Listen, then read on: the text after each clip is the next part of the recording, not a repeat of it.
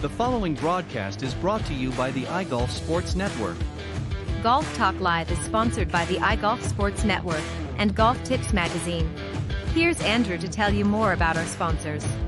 iGolf Sports is a live stream broadcast and media production company providing quality programming designed to attract the golfing enthusiast.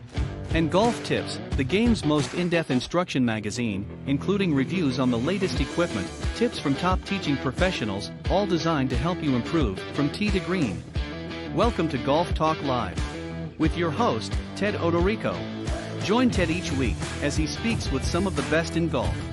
This week's special guest will join us a bit later. But first up is another great discussion on Coach's Corner. So let's introduce tonight's Coach's Corner panel. Welcome back, everybody, and I'm excited to have tonight's featured guest, Jeff Minton. He is the Director of Golf at Wild Dunes Resort in beautiful South Carolina, and I'm going to tell you a little bit about him, but don't forget to tune in each and every week here on Golf Talk Live. You can go to our iGolf Sports YouTube channel, and all of the previously aired shows, and including tonight's, will be there a little bit later on, but you can check them all out. If you missed some of the previous episodes, they're all up on our iGolf Sports YouTube channel. And you can also listen to them in audio version. You can go to Spreaker.com or wherever you listen to podcasts. You can also listen to the audio version if it's more convenient for you. So, but glad you could join us tonight. Very, very excited to have this gentleman in. He, as I mentioned, is a PGA professional. Began his career in the hospitality industry at Pinehurst Resort and Club. And after several stints as head professional at Shanty Creek in Michigan, he was also at the lodge at Ventana Canyon in Arizona, and also at La Costa Resort and Spa in California. He later joined, and as I said, most recently joined Wild Dunes Resort in the Isle of Palms in South Carolina. And very, very excited to have him on the show. So, Jeff, welcome to the show. Thanks, Ted. Great to be here. Thanks for having me. I appreciate it. So, I'm going to start things off, I think, before we get into talking about Wild Dunes. I always like to ask, especially if somebody's never been on the show, is why golf? What was it about golf that drew you to the business? Well, both first off, as somebody who plays the game, but also as a golfing professional. So, when did you get your first start, and who introduced you to the game? Actually, pretty funny story, because my best friend growing up, his dad actually owned a golf course, Ventana Canyon Resort in Tucson, Arizona. His dad was the owner, and we were friends, and we were both baseball players. We were pretty good baseball players in Little League and Pony League. And in high school, they actually switched the golf seasons to be the same as the baseball season. So I kind of had to make a choice. What did I want to do? And I was a pretty accomplished golfer at the time. I made the golf team, and, I was one or two in the high school team. And pretty much once they switched from baseball to golf in the spring, I just, I kind of made a commitment. I was actually in my junior year in high school. The coach, his name's Rick LaRose, the coach for the University of Arizona, came to my high school and pulled me and my buddy out of class and took us down to the campus at University of Arizona. Right. And he said, "We want to keep you local boys here in Arizona." So I was pretty much hooked at that point to go to University of Arizona, which I played golf in college. And then, just from there, I started working at the club, Ventana Canyon, and was pretty much hooked on it kind of ever since.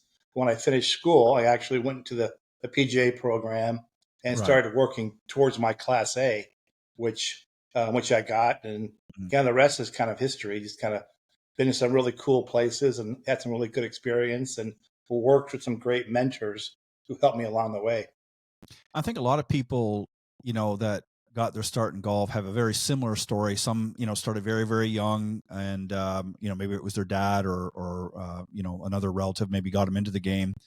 And some took a similar, journey as you did, where they started playing golf in school and were invited to play on a golf team at university, and then ultimately goes on to, to other areas. What was it about the teaching side of the game that drew you to that? I mean, obviously you enjoyed playing the game, you enjoyed the competitiveness of golf, but what was it that what switch sort of flicked on inside and said, I think I'd like to do something else in the game in addition to playing, but I want to be able to do something and help others with their game. Yeah, teaching is a big part of it. I get a lot of satisfaction by making people hit it better.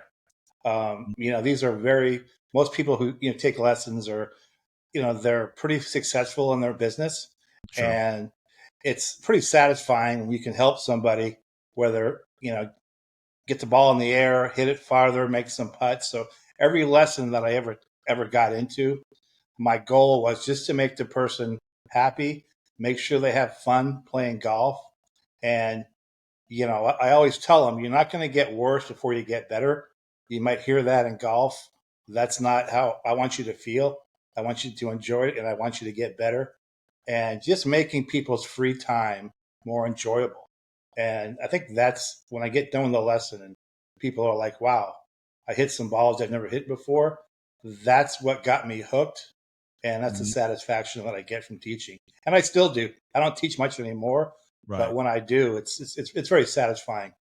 Yeah, we're going to get into that because now you're in the position of director of golf, so you have a little bit different aspect of the game now that you're dealing with. But before we get into that, some of your duties as director of golf, what would you say is the most misunderstood aspect of the game by amateurs?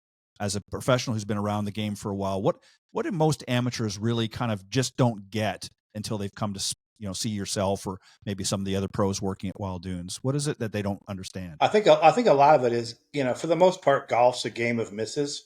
Yeah, So you're not going to hit every shot like right on the middle of your 7-iron, and it's going to go 150.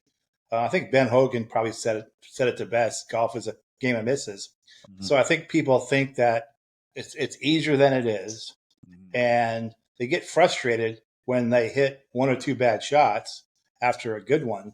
And I'm like, this is the hardest sport you're going to ever play.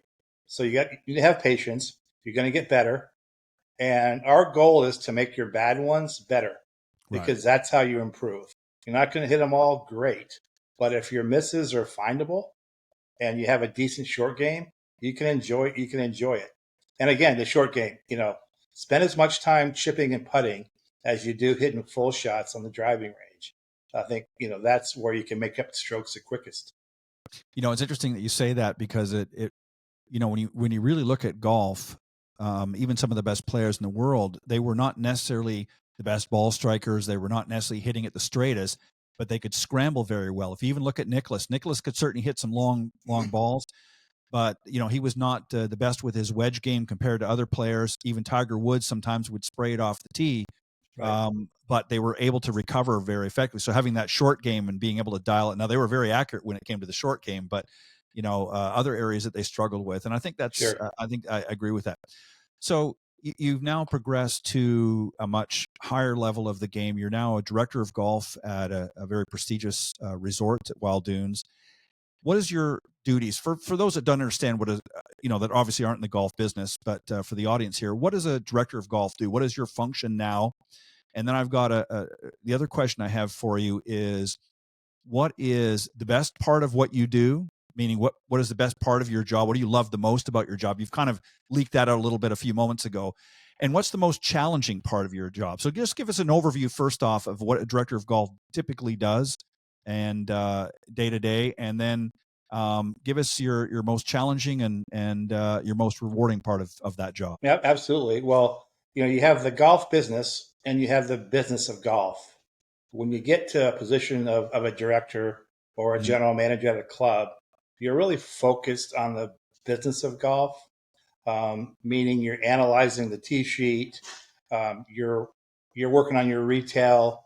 If you're involved in food and beverage, you're managing the food and beverage department and the cost of sales. So it's a little less operational as far as the day-to-day tee sheet operation.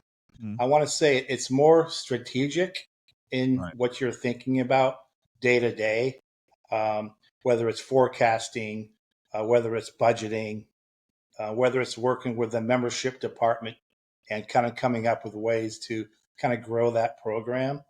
So it's really, you become a professional golf businessman more so than just an operator where you're you're playing with members, you're teaching.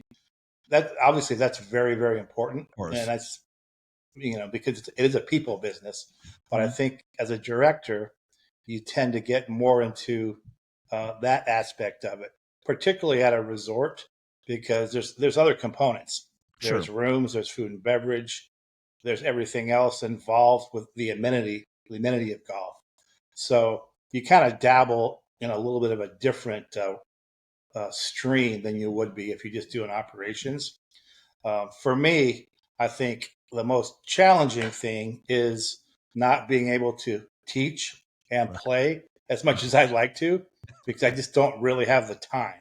Right. Um, with 36 holes, 80,000 rounds and 1,500 members, there's really a lot going on.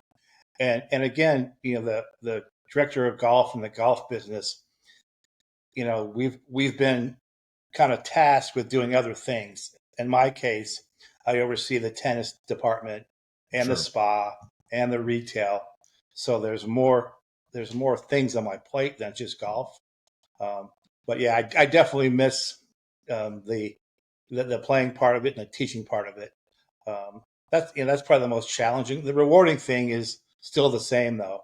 It's still when you walk out and you're talking with customers or you're reading comments from customers that played your golf course and talking about how friendly the staff was, how good the pace of play was, how they liked the course and the conditions. Ultimately, that's what gets them to come back. So that's kind of how I go about it day to day.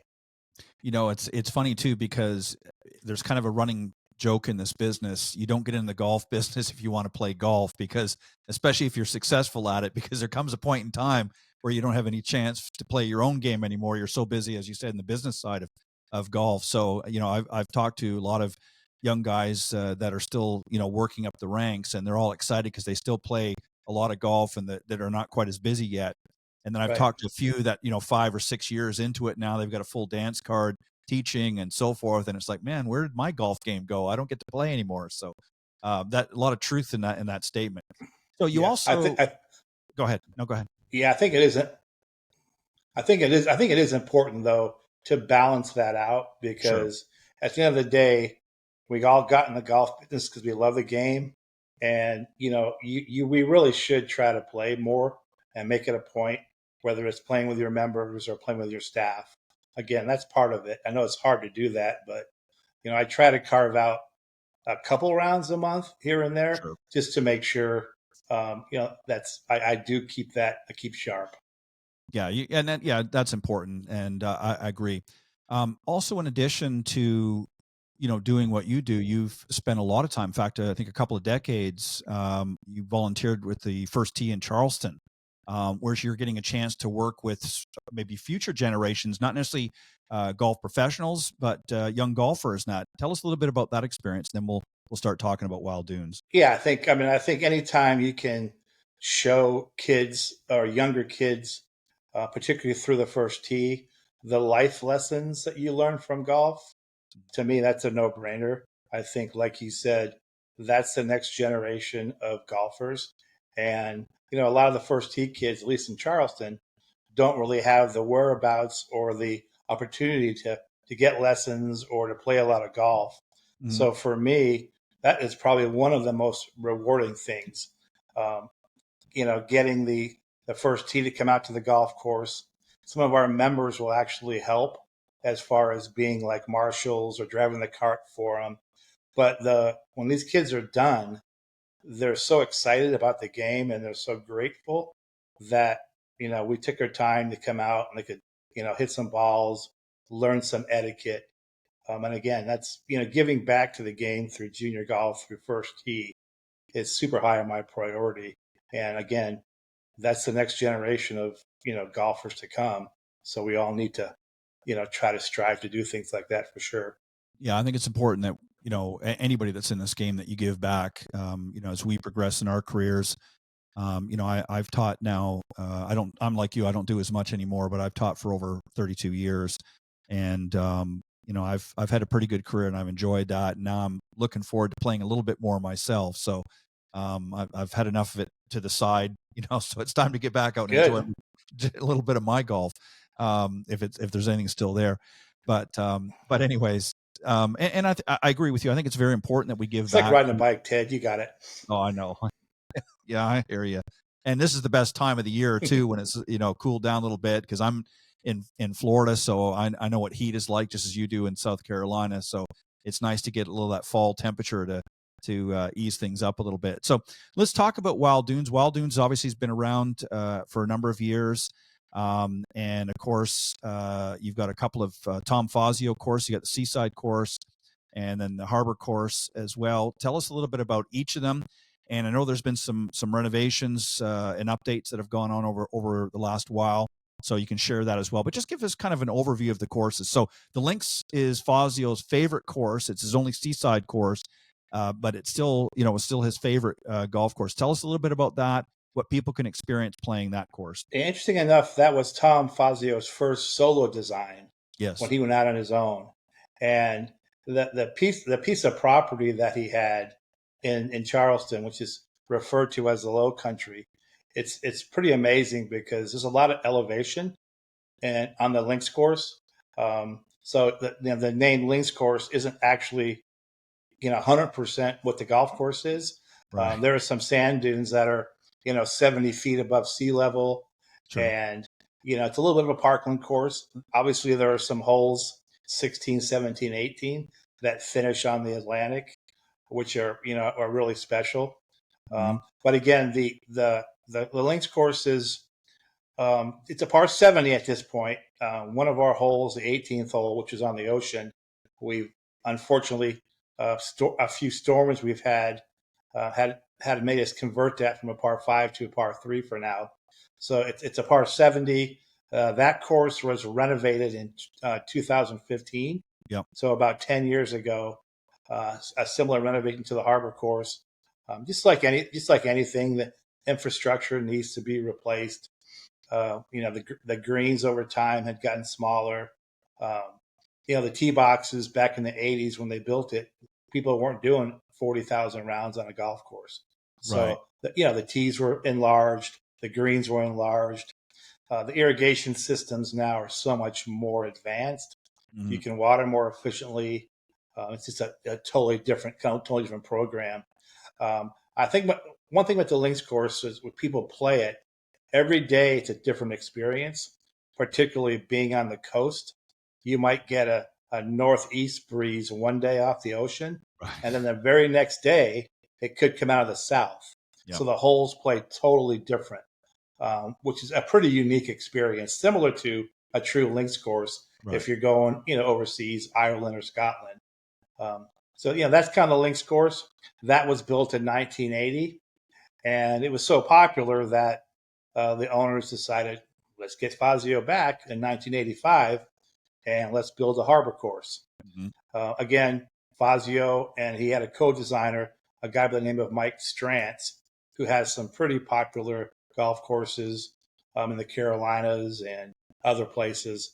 So the Harbor course isn't exactly on the ocean, but it has holes that parallel the Intercoastal Waterway, yep. which is the waterway from Florida all the way to New York.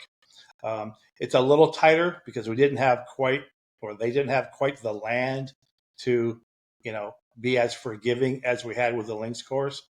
But again, typical Fazio design, really good par 3s. He always throws in a risk reward par 4, whether it's drivable or if you want to lay up, the green's tricky. And as you mentioned, that course has recently just been renovated. As a matter of fact, it opens tomorrow with our men's member guest. Right. But similarly, it closed in March of this year. Mm-hmm. Again, similar to the links course, full renovation. Greens were doubled in size, new cart paths, new irrigation. We went with what's called runway tees. So you have one kind of big teeing area, which makes it a lot easier to mow, and you have a lot more teeing space. And again, the Harbor course had been the original irrigation, the original greens for 40 years. So obviously, it was time to improve the infrastructure. So again, Fazio and his team were very involved with the design. Troon Golf was also a partner in helping consult with the project.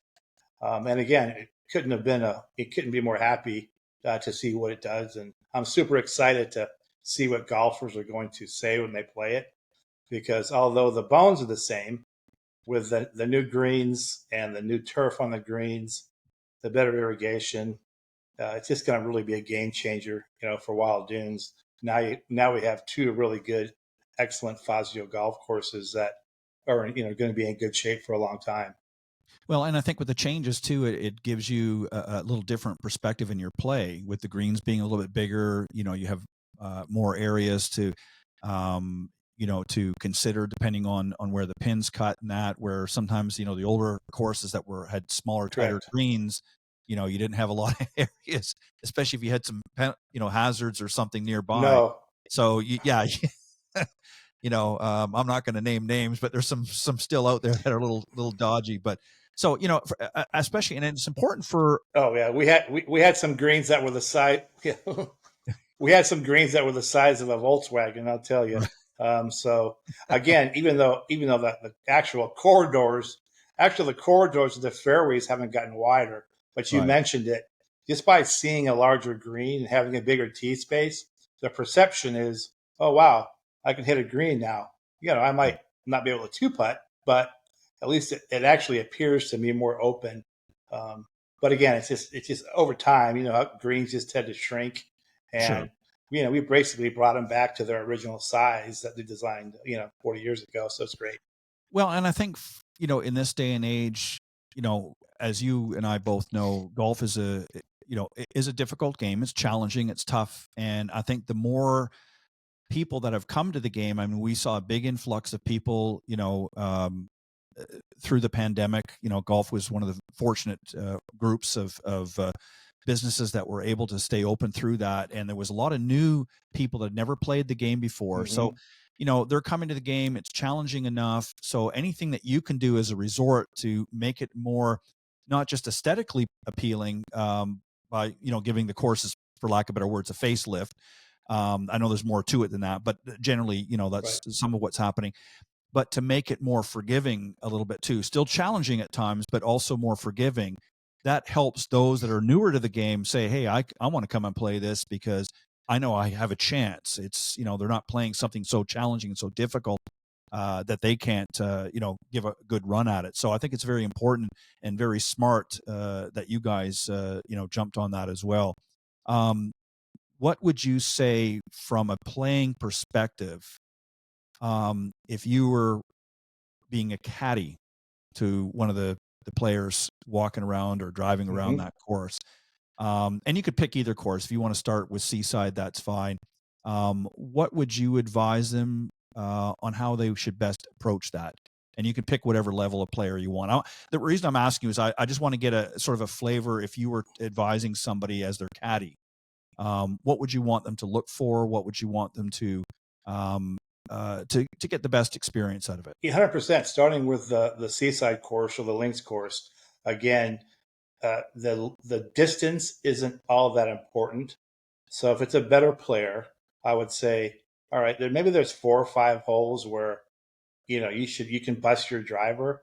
It's a par 4, you might be reachable. Sure. But there's a lot of holes where you're better off being a little more strategic and placing it in an area where the next shot to the green is going to be a little bit easier for you. At the links course, most of the trouble is long. So I would tell people, whatever you do, don't go long because Right. it's going to be really hard to get up and down. Right. Again, it's also at sea level. And the wind always changes. So nobody ever takes enough club. Yeah. That could be anywhere people play. Sure. The amateurs tend to always underclub themselves. Yeah. But on the links course, it would be a little more strategic off the tee. Try to see where the pin's at, and it'd be like, all right, maybe a 3-wood to the left side of the fairway will give you a better shot into the pin.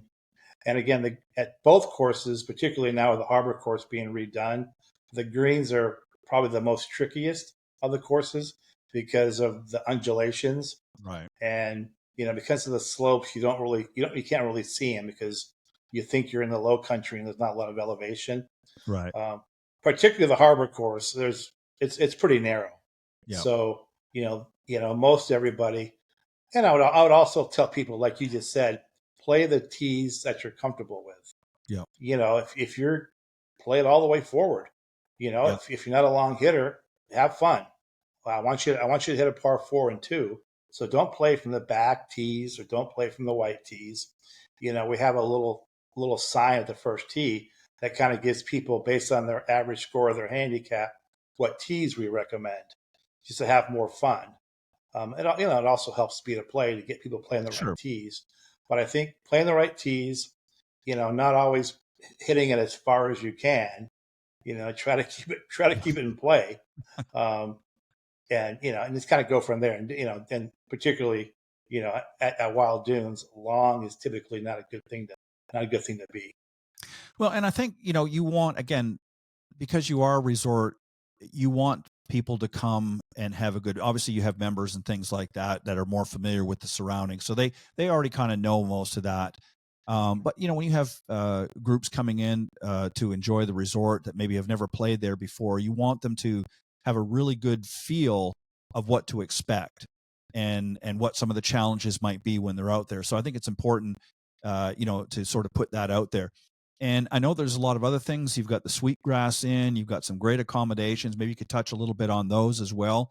And then we'll talk about the many, and I mean many options, dining options that you guys have available at the resort as well. So talk about the Sweetgrass Inn and some of the other accommodations that people will find when they book to stay at Wild Dunes.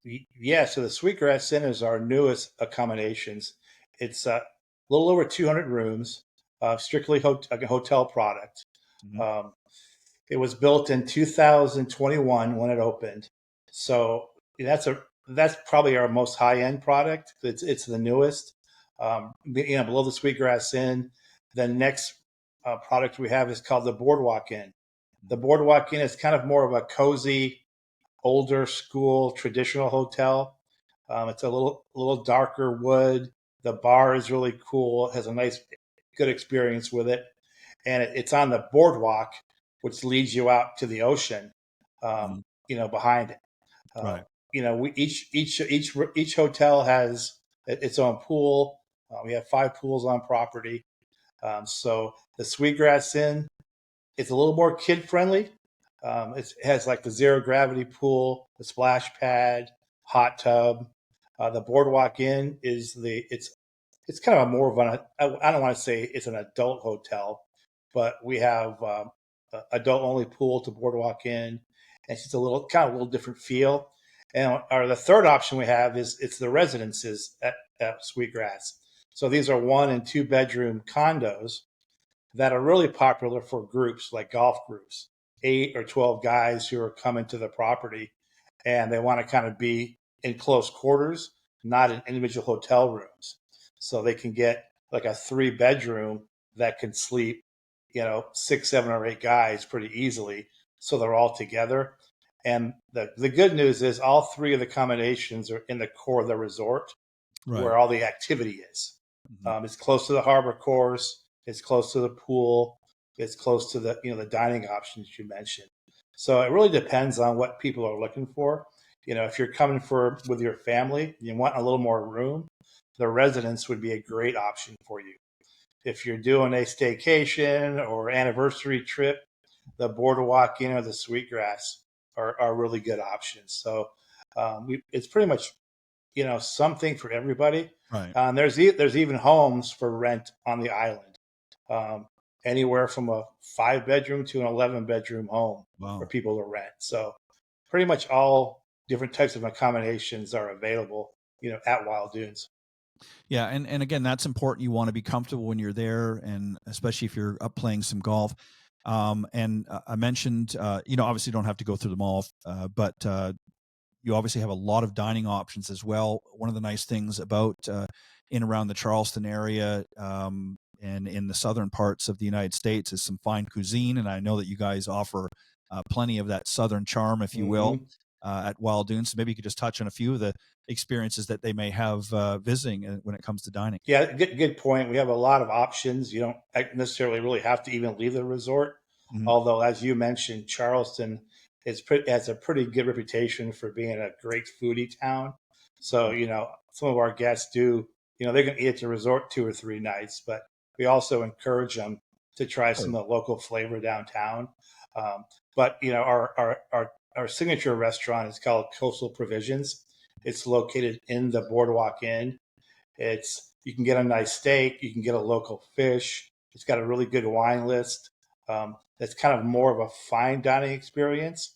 Mhm. Uh, we also have in the Sweetgrass Inn in the lobby a restaurant called the Oyster Catcher.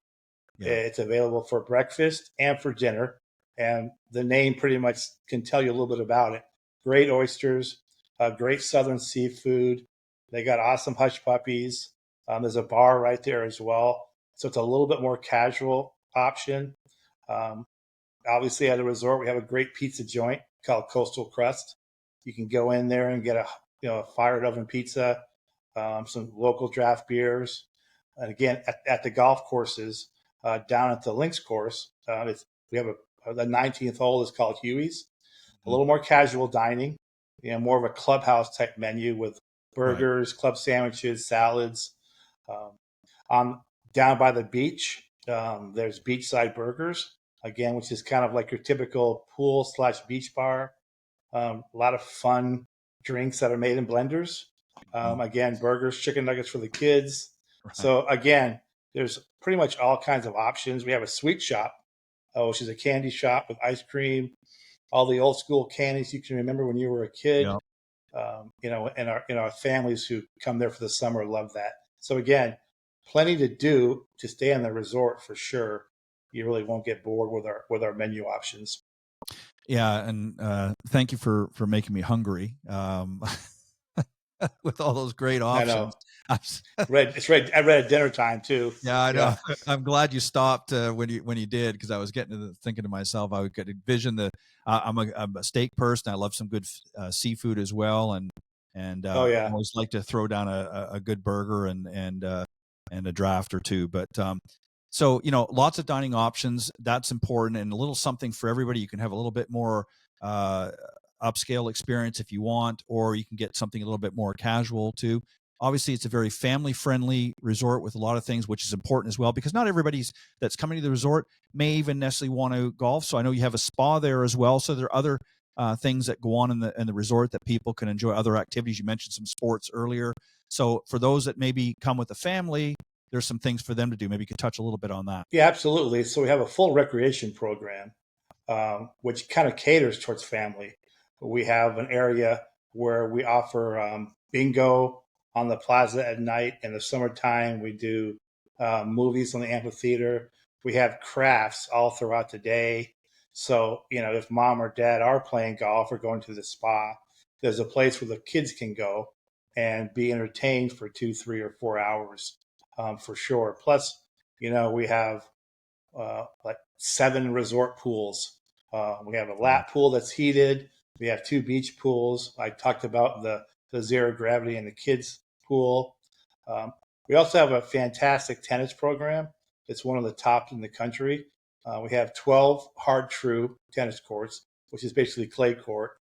Mhm. And of course, it wouldn't be a resort without pickleball. Of course. So we now have 6 pickleball courts it's all the craze.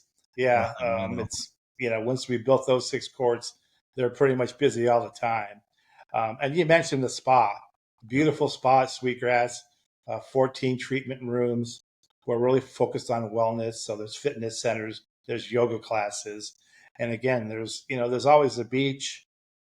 We offer bike rentals, which you can ride around the resort grounds on a beautiful bike paths without even really leaving the resort. So, again, if you're a family, there's all kinds of things to do, whether it's summer, fall, or winter. We always try to program it so families find something to do other than golf. Is there other entertainment that comes to the resort? Like, do you have I mean, you mentioned about that you had the amphitheater and that where there's movies available. Do you have musical entertainment that comes at certain times of the year to the resort that gets people a little bit more festive as well? Is that something that you guys have available at the resort? Yeah, pretty much every night, particularly in the summer, and it's most popular down at the Grand Pavilion. Right. We have, whether it's a steel drum band, whether it's just a local little group.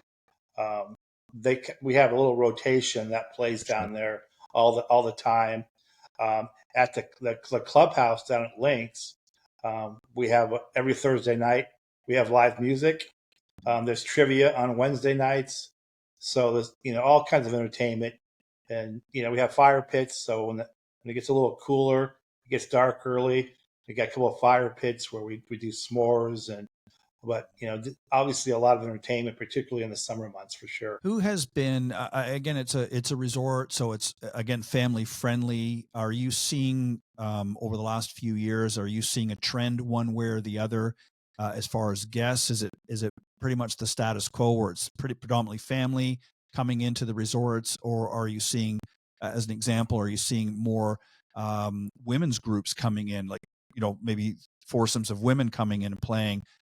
Typically like the guys have done for many years. Are you seeing more of an increase in that area as well? And do you guys have any sort of leagues that go on throughout the season as well? And I'm talking about golf primarily, but Yeah, I mean, for sure. Yeah, from a women's standpoint, you mentioned it. That's women are one of the fastest growing yeah, segments in the game. So we are certainly seeing a lot more groups of 4, 8, and 12 women who are coming together, staying at the resort, maybe doing a clinic in the morning and then playing 18 holes in the afternoon and then going to the spa.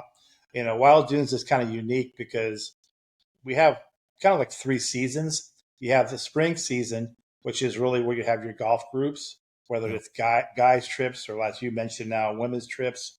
Um, we have a lot of meeting space, so we get a lot of corporate groups in the spring. And then in the summertime, it's more of a family resort. So people come for maybe sure. their week-long vacation. Right. So they'll hang out at the beach during the day. And we offer a really cool program in the afternoons. So kids play free with a paying adult. So they might go to the beach all day and, maybe a mom plays, maybe she doesn't, but they can come out as a family and go out at 4 or 5 o'clock. Yeah, Kids are playing free. It stays light until 8. yeah, So they're exactly. enjoying an awesome time of golf at really no pressure. There's nobody really pushing them. Mhm. But there's definitely been a trend since COVID. There's been a trend in more family vacations and more Yep. family friendly options. You can pretty much count on the summertime. The tee sheets are going to Sure. be full from like 4 to 6, which is Mhm. great because like we want them out there. Mhm. And again, same with the women's groups. So we're also a private club, so we don't have a lot of particular leagues, but we'll have a Nine and Wine event where, Right. and it's kind of geared towards the women. They can come out. That's a really casual, play 9 holes. Every third hole, we have a wine vendor pairing wine with cheese. That's Yeah, it's a really really cool that's event. that's a 6 hour I join into that one. Yeah, it's a 6 hour 6 hour, event. 9 holes. Yeah, and then when they come back, right when they come back, they feel no pain for sure. Yeah. So, Probably but in don't remember yeah, their scores exactly. either. The whole idea is fun. Yeah, no, exactly. Yeah, we don't even keep score in that event. But we also were in a pretty local area, Right. so we do have a lot of local. We have a kind of a rewards program. If you're a local, you can download the Wild Dunes app, and for every round you spend, you get points. And Sure. it's like a credit card or an airline credit card. The more points you get, you can redeem it towards free rounds or discounts or merchandise. So, we appreciate the locals, and that's kind of our reward program we had for them. It's been pretty popular. And, particularly now that the harbor's open, it was a little tougher the last year with one golf course with Sure. the members and the resort guests. So we had to be, we weren't quite as available. But now with the harbor course reopening, I expect to see a lot more locals who take advantage of the rewards in the Wild Dunes app. Yeah, and that's a great perk to have and to be able to offer to the locals, because again, that gets the numbers up, gets people coming out and that, and it gives them a little something in return. When they're spending money at the resort and say, hey, I'm getting, after so much, I'm getting a free round, or I'm getting discounts, or whatever the case may be, or as you said, off merchandise too. So, it gives them a way of almost an incentive to earn those points as well. And especially if they're enjoying their experiences there, then that's something they're going to pass around to others in the area, and visitors and so forth. So I think that's a great idea. Um, Yeah, I want it's to finish. Wild Dunes are the great Wild Dunes are the Wild Dunes are the go ahead. No, please go ahead. Yeah, I would say Wild Dunes is a great place for a staycation. Yeah, you can be in Mount Pleasant or Charleston, and you drive 10 minutes, and you're on a little island at Wild Dunes, and you feel like you've gone, somewhere miles apart. So we do a lot of staycations, and we promote that to our locals, which again, helps the golf courses, the restaurants, and you're not having to drive or fly forever to get some R&R.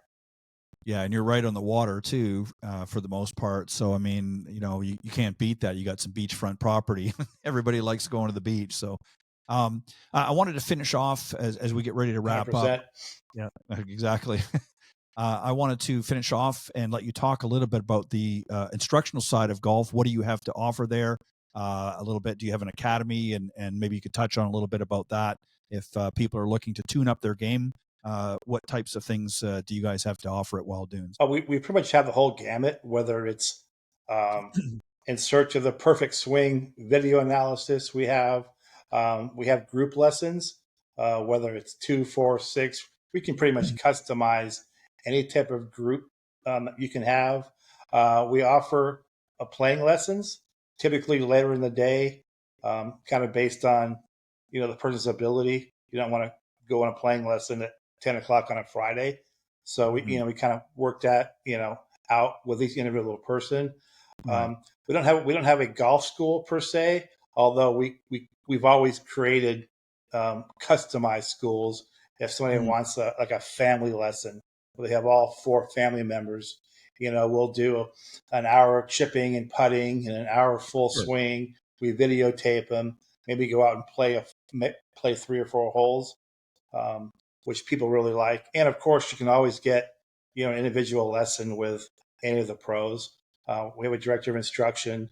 Our head pro teaches, and if somebody really twists my arm, I'll go back out there again and watch them hit some slices. Right, exactly. Yeah, the only slices you want at Wild Dunes is one of those pizza slices. Is what you want to get. But 100%. yeah, well, Jeff, I want to thank you very much for coming on. It's always interesting to learn about new places that for those that maybe are not familiar with Wild Dunes. And I'm going to give you that website. It's wilddunesresort.com is their website. You can go and hear all of what we talked about here on the show, and a lot more information on there. And you can reach out if you want, if you have questions, or for those of you who've never visited the resort, you can certainly get a lot of information there, but you can also reach out to their very accomplished team at the other end to help you, guide you through and navigate for whether it's a staycation or whether you're planning a little bit longer vacation. Wild Dunes Resort is definitely a place you want to go to. A lot of great stuff there. So again, go to wilddunesresort.com. I want to thank my very special guest earlier, Bob Foreman, our golf fitness expert. Thank you, Bob, for coming on and helping us deal with the reverse spine from a physical standpoint. That's something that a lot of golfers struggle with. So we're glad that Bob was able to come on. And of course, my very special featured guest of the evening, Jeff Minton, Director of Golf at Wild Dunes Resort. Thank you, Jeff, again for joining us. And for those of you tuning into the broadcast, again, go to our iGolf Sports YouTube channel. You can catch all of the shows, including tonight's, will be there shortly. And if you want to listen to the audio version, you can go to Spreaker.com. Wherever you listen to podcasts, they'll be available there as well. But on that note, again, thank you to all of my guests this evening, and I will see you next week right here on Golf Talk Live. God bless everybody, and have a great weekend. Thanks for joining us. We hope you enjoyed this week's broadcast of Golf Talk Live. We'd like to thank this week's Coach's Corner panel, and a special thank you to tonight's guest. Remember to join Ted every Thursday from 6 to 8 p.m. Central on Golf Talk Live. And be sure to follow Ted on Facebook, Twitter, and Instagram. If you're interested in being a guest on Golf Talk Live, send Ted an email at ted.golftalklive@gmail.com. This has been a production of the iGolf Sports Network.